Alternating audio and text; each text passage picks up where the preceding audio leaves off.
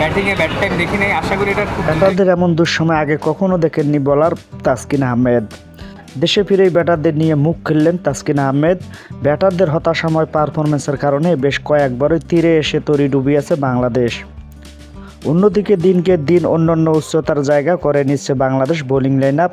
তবে এবারে টি-20 বিশ্বকাপে ব্যাটারদের সেই পারফরমেন্স তা আগের সব রেকর্ড ছাড়িয়ে গেছে।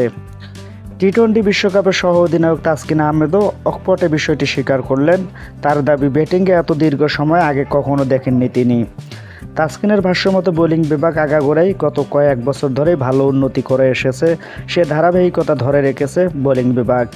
সামনে আরও ভালো হবে, ভালোর তো শেষ নেই। আর ব্যাটিং বিপর্যয় যেটা, সত্যি বলতে বিশ্বকাপের প্রথম রাউন্ডে যুক্তরাষ্ট্রে যখন খেলা হয়েছে তখন উইকেট ব্যাটসম্যানদের পক্ষে খুব কম ছিল।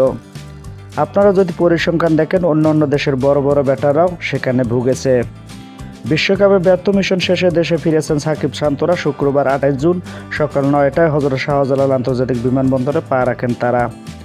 বিমানবন্দরে গণমাধ্যমের মুখোমুখি হয়েছিলেন তাসকিন আহমেদ। এ সময় তাসকিন আরও বলেন, সেখানে বোলারদের একটু বাড়তি সুবিধা ছিল। ওয়েস্ট ইন্ডিজে যাওয়ার পর আমরা কিছুটা ভালো উইকেট খেলেছি, কিন্তু তাও আসলে এত লম্বা। আমি বাংলাদেশ দলের হয়ে ক্রিকেটে খেলার সময় গত 10 বছর ধরে খেলছি, কখনোই ব্যাটিংয়ে এত লম্বা ব্যাট প্যাচ দেখিনি।